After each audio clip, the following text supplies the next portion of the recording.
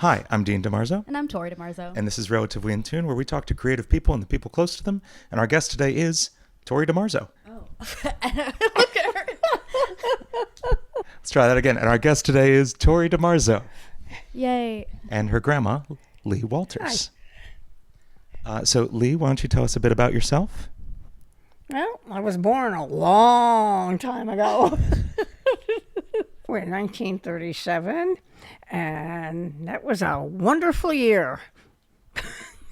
Was it? I was born. That's true. That's true. I'll give you that. Yep, we traveled all over during my early years. My father used to work for the A&PG company, and he traveled all over training managers for the A&P. That's so cool. What kind of places did you go? We went all over New York State.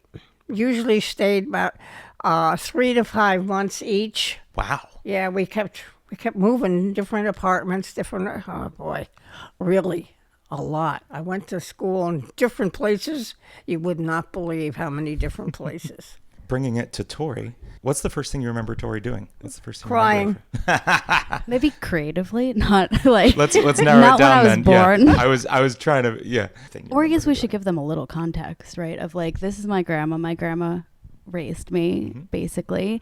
So I lived with her from when I was like born until I was 10, and her and my grandpa, and then on and off with my mom and my dad. So yeah, she knows pretty much everything about me. I feel like she's the person who shaped me into being a creative person. And it's not just like, podcasts and singing, whatever. I was a very artistic child, so I loved arts and crafts, and I feel like she is like the number one person why I'm into that sort of thing. So you're an artist, right? Yeah. Yeah, you've done some beautiful drawings I've seen, all kinds of crafts and amazing Yeah. things. Oh yeah. I'm sewing. Oh my Lord, did we sew? Mm. So how did Tori get started with that? Were you the one who showed her? Yeah. She would, she'd see me drawing or doing something, and she'd want to get into it. Yeah. And she would. And she was very good. Her artistic talent is fantastic. She's an amazing artist. She just did a beautiful mural in our backyard. Yeah, we'll put I saw a picture of that on screen. I saw that. That's great. I love it. It's incredible. Yeah, she can do things like that. I have to see a picture. If I'm going to do something, I have to see a picture. You know what's funny is she says the same thing though. You feel like you're not like visually creative. You feel like you can't come up with something, but you do. She does. And look how other people. I don't know. But for like when I grew up at her house, she would always say like, because I'd say, Grandma, I don't know what to do. And she's like, here, take this magazine. And I forget what it was called. Like, it was some like random, what were those, like craft magazines? Yeah. And they'd have all those kits that you could buy. And you're like, you don't need to buy that. You have all this supplies here. Just look at it and make it and then show me what you make. So I would take that magazine and I'd look at the little packets that you could buy and make at home, the kits, and I would just make them myself and show them. And then I think from there it would like, oh, I could also make this into a bunny, or oh, I can make this into a duck or whatever. Like, so then it like, I think sparked that creativity after I saw the photo. But then I would do lots of other things. Like I would make games because I really wanted you to play with me. Yeah. So I would make like wrestling board games or like a wrestling ring with wrestling characters and be like, come on, Grandma, play wrestling with me. Or like lots of little things that we could do together. I don't know. You kept a lot of them. I got it. Practically everything that you've done. Yeah. Yeah. In fact, I was looking at a couple of them yesterday, some of the pictures that you drew, and the spelling was really great. I'm sure. I had to write everything on the back of them, so it would say like, the date, Tori, the age, time, my age, but it was like 9 Right. and What 11 time? 12ths, and the time, what grade I was in, what and teacher Walmart, was. the Walmart logo. What? Oh, but it was Walters with the logo. I made my own logo, so it was That's like really Hallmark, good. but not. So it's like Tory Mark, I think. That's so good. I like that a lot. She's got a whole page. What It was like the her whole name, back of her age, what grade she was in school.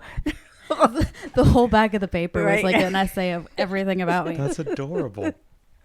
Yeah, I got quite a few drawings when she was. What made you interested in art? Because you used to make murals on the elementary school wall, because she worked at the elementary school I went to. I designed the Christmas pageant and all that stuff, the scenery, and made the costumes, and oh boy. What made you get into that? Well, one year the music teacher was pregnant, and the doctor made her, she had to quit work while she was pregnant because she was afraid they were going to lose it. So then the principal at the time was Eileen Casey, and she said, well, I guess we won't have a Christmas show. I said, oh yeah, we will. And the whole school was going to participate. Wow. Yeah, and usually it was the one class. So you got everyone involved? I got everybody involved.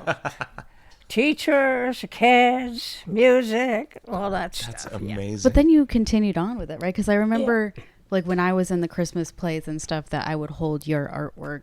Like, because you would do the 12 Days of Christmas photos that you'd hold up. And I remember that was you, right? Unless they just kept the ones that you made that once and then never updated it, which is also possible. So that makes so much sense where all this creativity comes from then. What about on the music side of things? Because that's... She was always interested in doing things, but I couldn't tell exactly what she wanted to do. Whether it was art or music, We're still figuring that out. Still figuring out. But she should do her art because she does excellent. I know, she's amazing. Yeah, she should paint.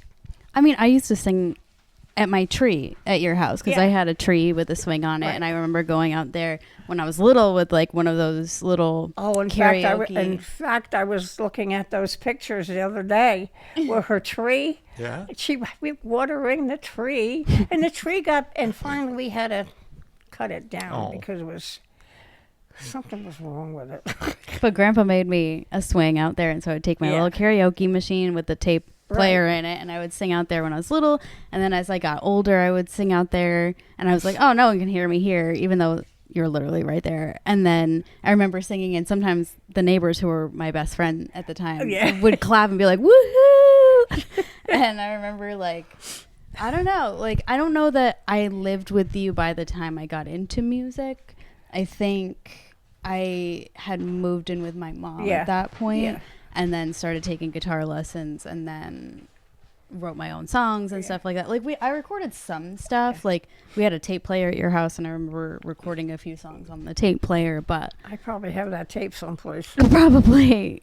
Well, I want to close this out talking about the one art form that really brought you two closest together, which is, I think, professional wrestling. Yeah. Oh God, yes.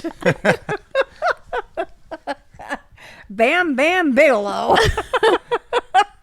Lee Walters still falls asleep watching. Yes, I do. Monday Night Raw. No, I can't because I can't get that. Sorry, not Raw anymore. It's on Netflix. Yeah, she doesn't have internet. I have it's a WAW or something. WEW, and then of course there's SmackDown on Friday night. There you go. That's the famous.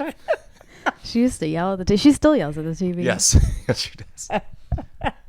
She's much more in tune with it than either of us are. It's very good. I stopped, I think, after I moved out because my mom's like, I'm not watching that. And I was like, okay, I'll have to like adjust my whole lifestyle now. but it was fine. And then I kind of stopped. I haven't followed it since. But so when we come here, she still knows all the names of everybody. I know. She's catching me up on like who's where in the storyline and who's working with who. Yeah. We had a doll. What was that doll? And it was like... Oh, it was Stone Cold Steve Austin. Yeah, it was. It was big, like, hard pillow thing. And it was so weird. It was like always near the fireplace. It was a pillow, but it was heavy. That's amazing. Yeah.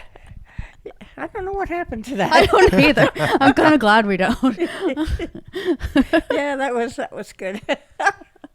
That's incredible. Well, thank you so much, Lee, for joining us. Oh, I'm here all the time. Do you have any upcoming projects you'd like to promote?